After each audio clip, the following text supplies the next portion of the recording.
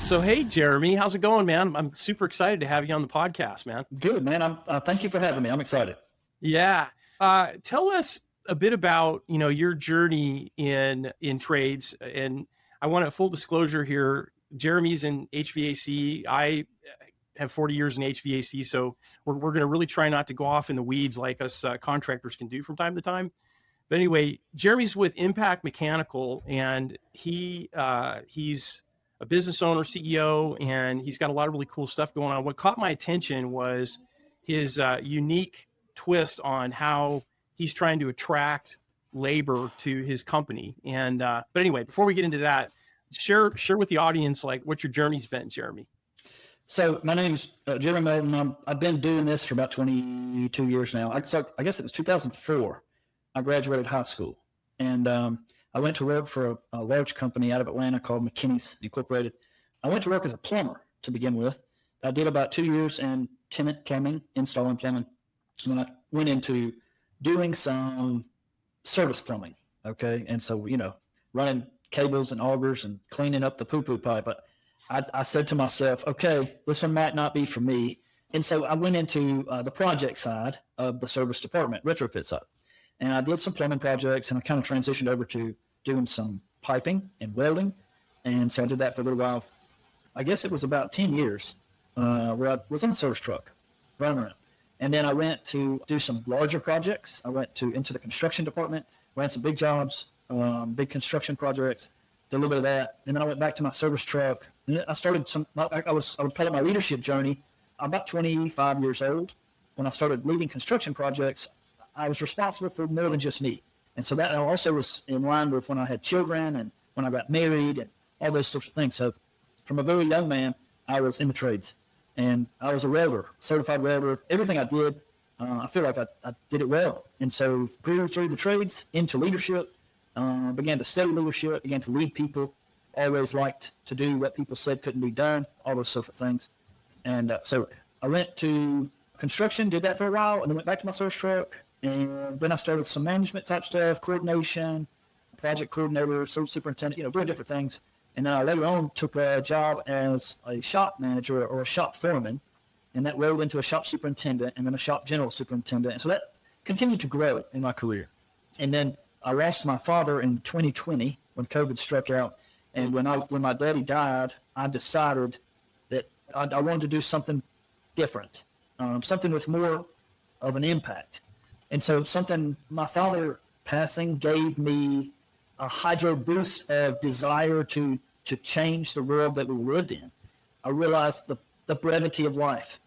I guess, anyway, that really supercharged me in what I was already doing. And so I went to, I had a friend of mine reached out and asked me to come alongside of him and help him build a company. And I was all in. I did. I went with him. And so I left that I've been with that company for 17 years.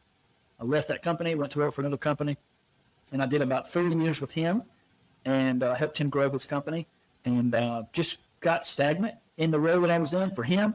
And great guy, great company, great people, but I decided that I needed to do more. I wanted to do more to have a larger impact. There again, I wanted to make my daddy proud.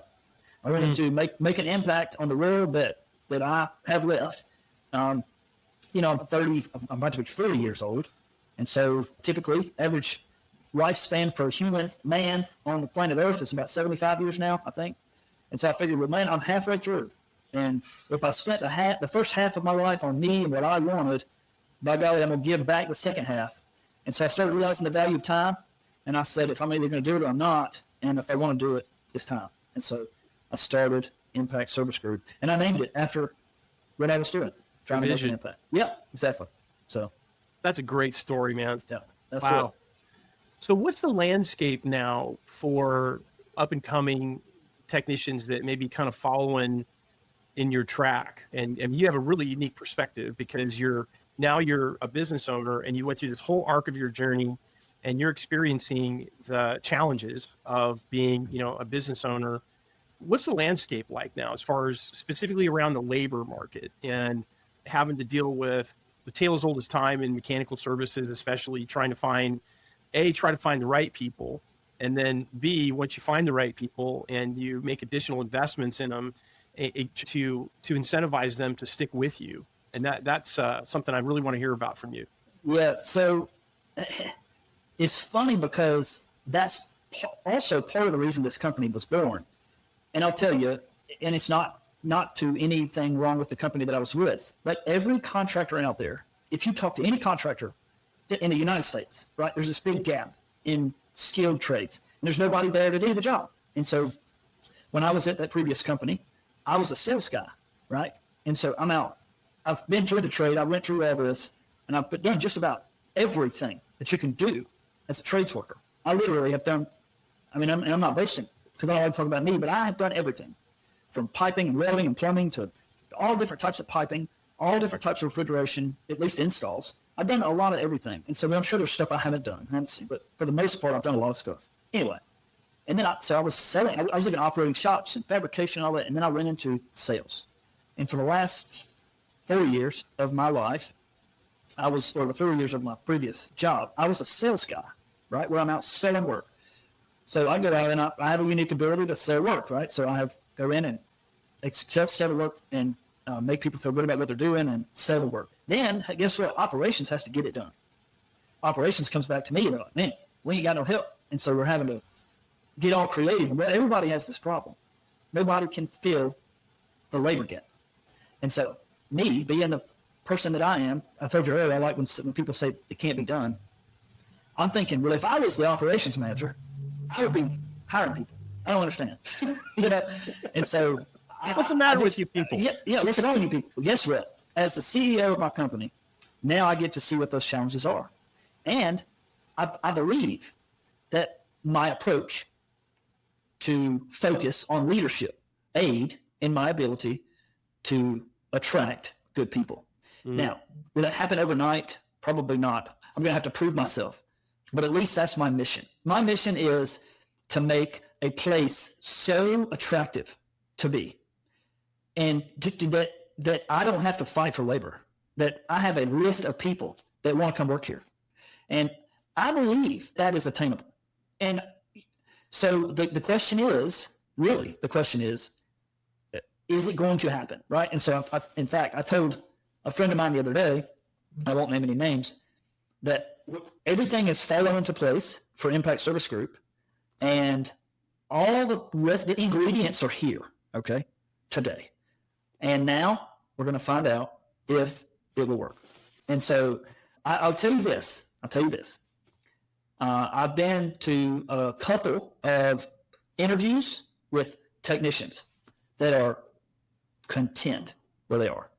And when I get done talking to them about my vision and where we're going and what the goals are, and the fact that we are so people-focused, they want to come work here, okay?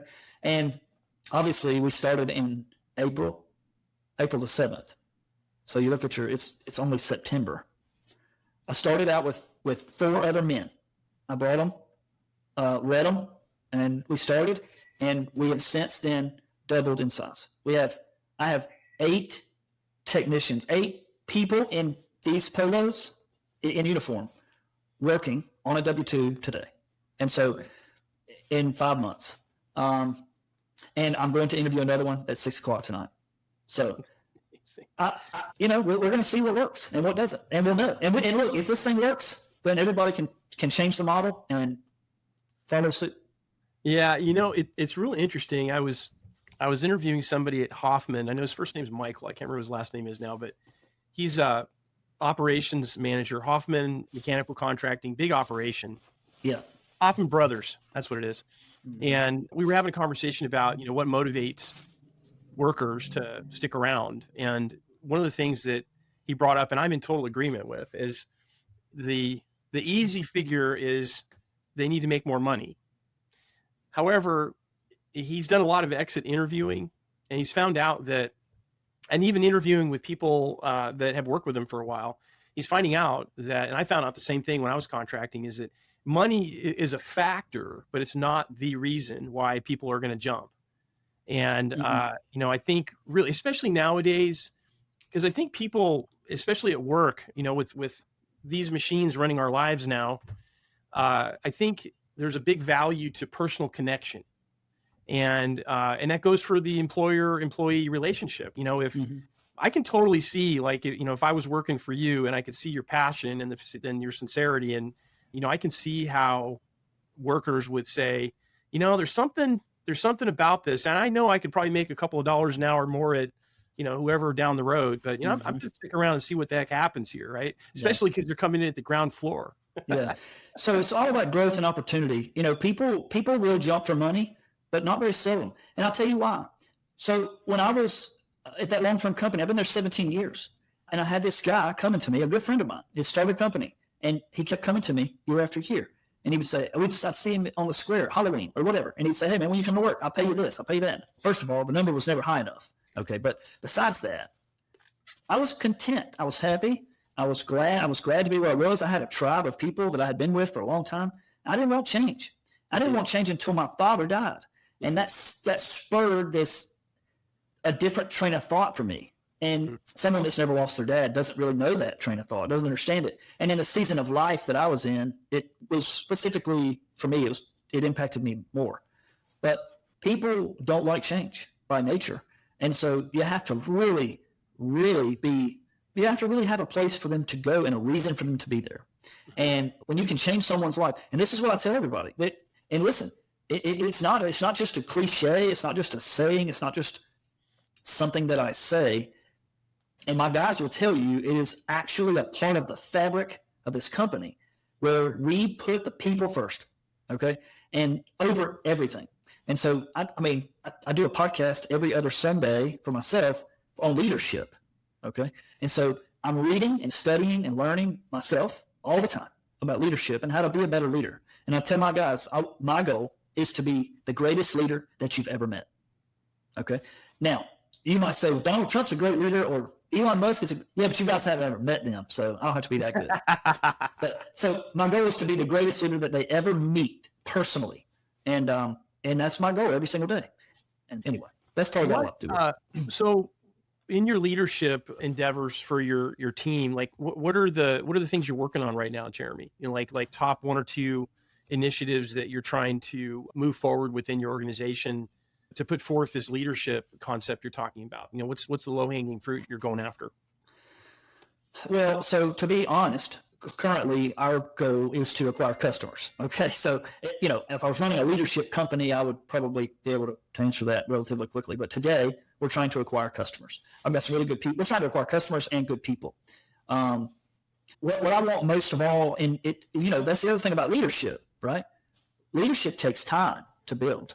I've been working with some of my team one of them for about 7 years, one of them for, let me back up. One of them for about 10 years, one of them for about 6 years, and one of them for about 3 years at different levels. But, each and every week, so when we left the other company, we started Impact, there's some time of uncertainty there for everyone, right? So the leader, has to stay focused on bringing clarity and confidence to what we're doing. And so that was kind of my focus up until now is, let's just not change anything more than what we have already changed. Let's make sure that everyone's getting paid, and let's make sure that everyone feels good about what we're doing. And once we plant our feet, and once we understand that we're all out to here, we're whole, everything's going well, the goal is to attain more customers and add some more folks to our roster. Mm-hmm. And then I do, in fact, have plans to do leadership development courses inside this company. And growth and development will be a key factor here. I have a hyperscale plan already published, a 20-year plan for this company, where we have a 5-year plan, a 10-year plan, a 15, and a 20. And I'm out of here. I'm leaving. And I've told everyone this, right? So it's not some hidden thing. And everything is subject to change because we live in a changing world. But my plan for now, I've told everyone, is to run this thing for 20 years, for 15 years, okay? Me, run it for 15 years, and then I'm going to let someone else run it for the remaining 5, and then I'm out. They're buying me out. I'm leaving, okay? I have 3 girls. I don't know if any of those will have anything to do with this company or not. They may or may not. I have guys that were boys. I said, your sons can run this company. Look, we're going to make decisions based on what's best for the goal, the mission, the vision that we have. Not for me, not for them, not for anybody here. The vision is that we will be an organization that is focused on people and their growth and development. And the mechanical work is simply the conduit for that. Okay. And so when you tell somebody that, why would they not want to come work here? Because there's and that's what a lot of people say. I'm telling you, I've got all these people that are hurting for people, and they're like, man, ain't no skilled labor out there. There's not. They're right. But I'm telling you, it's very bizarre, and maybe it's just God's grace, if I can say that on your show. Absolutely. Maybe it's just God's grace, but I'll tell you that I've been praying since I started this thing, like, look, take me to the side, hide me over here, and let's go about the mission of God. And that's vision for men. All right. So basically, I get emails every day, people that want a job every day. And that's not exaggerating, from bidders, admins. Now, here's the kicker, and I'll tell you this. Yes, I'm getting emails all the time for people that want to come to work, but very few of them are qualified, skilled labor. Okay. Now, I say qualified, skilled labor rightly, because that's relative. Based on what? Well, based on whose opinion. And so what I call qualified and skilled may be different than everyone else. But nonetheless, I have a stack of 7, as of today, applications from people at different skill sets. They want to come to work for Impact. And we can't take them right now because I don't have enough sales. But my goal is to get enough sales up so we can keep on adding. Yeah, it's I remember the days when I was trying to get my business going, and it's a challenging time because you have to stay focused on customer acquisition. Yeah. And at the same time, you have to keep tabs on the day-to-day operation. But the problem is if you get too far down one of those rabbit holes, it can really, it's the epitome of balance. It's like there's patterns to it. And I failed at it miserably in the beginning. It was really difficult for me to, I'm a problem solver, as most men are, right? We got a problem. That's how, I always attacked it as if I was doing a job. The refrigeration system's not working right. So you get in there and you go knee deep as far as you have to get the customer back up. And so that mindset for me anyway, trying to run a business, was not smart. It didn't work because I got too technical. And then I'm like, oh my gosh, I got these great guys. I got to keep them busy. And I was busy doing this, so I wasn't selling. Right. No, I've had the same exact battle, Martin. One day, I'm a small company. We just started. And again, I was an office guy, sales guy. So I just had to go get a license and I had to do all this stuff. And then I had to go buy a truck with tools and I had to go back to welding. I was welding last week. And then this week I was training. We hired a new office admin, and she came in and she's doing our billing. And so we had to onboard software, and it's like 100 miles per hour with different hats. And it's certainly not easy, but it's all fun and good. Yeah. I'm blessed to do it. The other challenge that it's bubbling up right now is the all important cash flow issue, because I don't know if it's still the same thing, but there was tiers to my business. So from startup to that $1 million threshold was a major pain. And Yes. then once you get up to that million, and when we got up to $1.5 million, $1.8 million, we were making tons of money. We were doing great. However, as soon as we went over that, it was about 2 million in sales. You have to start to attract a lot of administrative help because there's just so much to do. And then what happened was I was sitting there at 2.5, 2.8 million going, why am I working this hard again? Because we weren't making as much money, right? Yes. So then once you get up to 3.5, then all of a sudden you start making money again. And it drives you crazy on how you get through it. Yeah, it's interesting. Obviously you have, and then too, you have cash flow issues. So you really don't know if you're making money. Some of my customers, we onboarded them, and they're big customers. Okay. So they had one of them 90-day payment terms, one of them 105. Okay. And so it's like, ooh-wee. So yeah, they stretch them out. Right. And so it's like, man, so we started in April, and May was rough, and June was rough, and July was rough, and August was rough. And listen, if I'm telling you, we just started flowing cash this month. And so it's like, man, yes, thank you, Lord. We're good, right? We're kicking it. But cash flow was a challenge. It's going to be a challenge. It's not with us. It's going to be a challenge. It is. One of the things that helped me out a lot, Jeremy, was offering discounts for Mhm. payment net 30, net 15 or whatever. That was Mhm. helpful because there was clients who would take advantage of that. Yeah. And the other one was whenever I could get away with it, if I had a big construction project, especially if I had a good relationship with the customer, I would say, Yeah. hey, I've got a lot of equipment cost here. Can I get a deposit?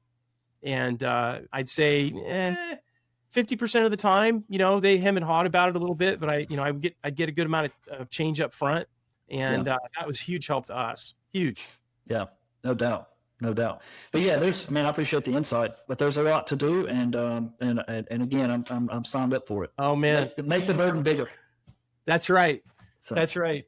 So, hey, have your technicians working for you? Have they, what are some of the challenges that they run into that you're trying to help them with? I've got a few of the bigger contractors I've been working with have been talking about offering money management classes to their techs. Usually if they're seasoned techs, they've been around a while, they understand it. But the challenge is a lot of these newbies coming up, the apprentices and stuff, especially, maybe they went into trades right out of high school. They've got the big win because they don't have a big college debt, but you get these young folks in and if they're good, if they're talented, their wages go up relatively quickly compared to other industries.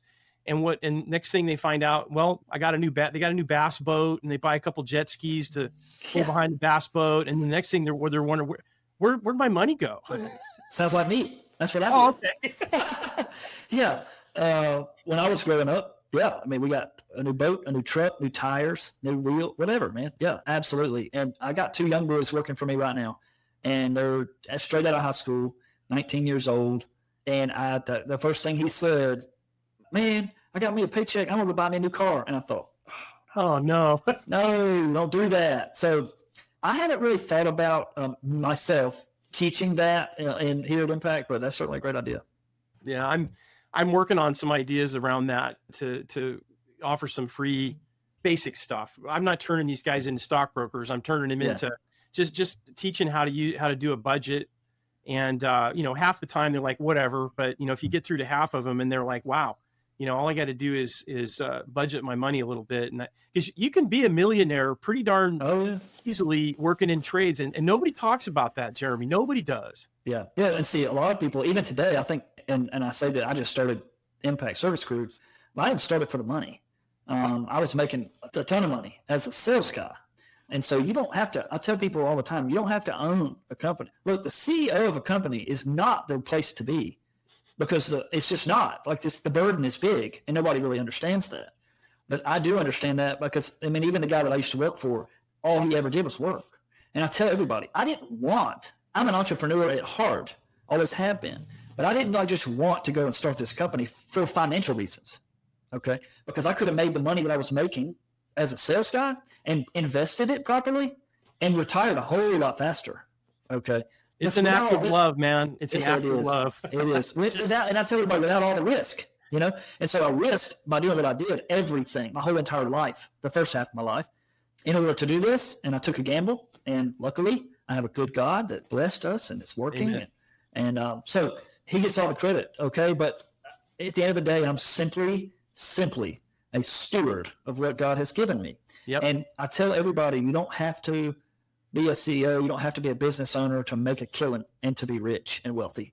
Now, however, you can, if that's what you want to do, then yes, you can be wealthy, and it's good. But just don't do it for the wrong reason, because you'll never make it. If I didn't have my heart where it's at today, I would have never done this. And people say, well, why didn't you start your business earlier? Well, because I wasn't ready. And in my opinion, you have to be ready to do this in order to do it effectively. So you just started this year. So how old are you now? You're in your late 30s? I'm about to be 40. Yeah. You know what? If I had to do it over, Jeremy, that's what I would have done. Mm-hmm. I now that I think about it, I started my own HVAC service company when I was 25, and I was pretty mature for my age, but thinking back, there was a lot of mistakes I made that wouldn't have been prevented simply by technical knowledge. It was just having a few more birthdays. Yep. No, and I think that, again, by God's grace, my timing is perfect. I think I've still got enough juice in me to squeeze, and I've certainly got the passion for it. And so I think we're going to be successful. I'm trusting that God will make it successful. I've got a really good team working for me, and my wife's on board, which is important. Oh, right? That's huge. Your spouse has to be on board. Oh, man. Yeah. I just think that it's time to run. And so I'm going to do it for, like I said, my commitment is 15 years. And things can change. I reserve the right to change my mind, but 15 years of let's get after it.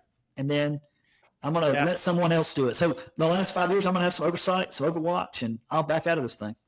Well, the only advice I can give you, because I lived it, is start the plan of offboarding your business or transitioning your business and getting yourself out.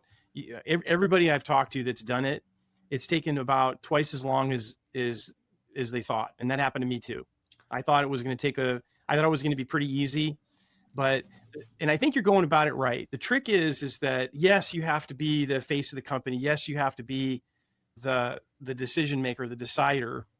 However, if you're successful, and I have a feeling that you will be on the leadership side, your goal is to make yourself kind of irrelevant at problem solving. If you can pull that off, you got it. Let me tell you, I have to share this.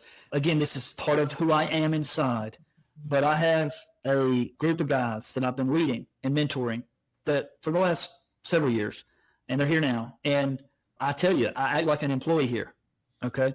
I heard a guy say once, in fact, hold on, let me see it. I'll pull it up real quick because I kept it on my phone. It's worth reading right here at this time. So 1 second, because it's a lot of wisdom in this. All right. It says, the best employees act like owners. The best owners act like employees. Oh, that's good. Yeah. There's power in that right there. That's good. So when everyone thinks beyond their title, companies become unstoppable. Look, I'm telling you, I wear this polo and these gray breeches and these boots every day, just like my men. And when we go on a job, I'm not the boss. I'm on the job and I ask the boss, okay, which one of y'all is running this job? Okay, you're running this job. What you need me to do? And I help them. Now, is that always going to be possible? As a CEO of a $20 million company, you can't be out there in the ditch working. No, that's not going to be possible. For now, it is. And for me to go out every now and then, it's where I've built what I call leadership currency. Okay, so, but it's basically my way of leading from the front, leading from the ditch, go out and work and look like them. And when we go to eat lunch, and we'll all be in uniform. There's 6 of my guys. I'm just a part of the crew, man. I'm not like they come over like they don't know who to hand a check to. Okay. Yeah. I'm serious. They don't well, no. Who's this go to? No, the reason why I'm smiling is you're your own undercover boss. Yeah. If you think about it. And you know what I used to do when I was in the manufacturing business, I would do the same thing. I'd go out dressed just like everybody else on the job, and I'd walk up to a contractor and say, "Hey, what do you think about this piece of machinery?" And then I would just shut up. And you know, some of these contractors are brutal. I don't know what idiot put this compressor faced this direction. If I ever have to change that compressor out, what am I going to do? And so for you, you know, like you go out on a job site, you may actually pick up some amazing feedback from your clients. Just do it. Oh, yeah. Yeah. Oh, yeah. No doubt. But yeah, I mean, at the end of the day, it's humility. It's those leadership attributes that will create an environment where people want to be. Okay. And I just feel like, and again, when I was at that other company, they're great people. But just like every other contractor that I've ever talked to, they're worried about the P&Ls, and they're worried about the bottom line, and they're worried about that process and that process. And in my experience, if you will just worry about the people and care and love and trust and look for the best in people, if you do all those things that Christ would have us do, man, all that other stuff will take care of itself at some level. Now, you know, you may not run the best margin for the month of September or August. Maybe you had to do some things that were not profitable. Okay. And I always told people, and maybe I shouldn't say this on the air, but I always told people, I'll never make a good business guy because I care too much about the people. And a good business guy, as you know, there's a little bit of business sometimes that requires you to be a little bit, I don't know what the word is, but you have to have a little bit of shark in you.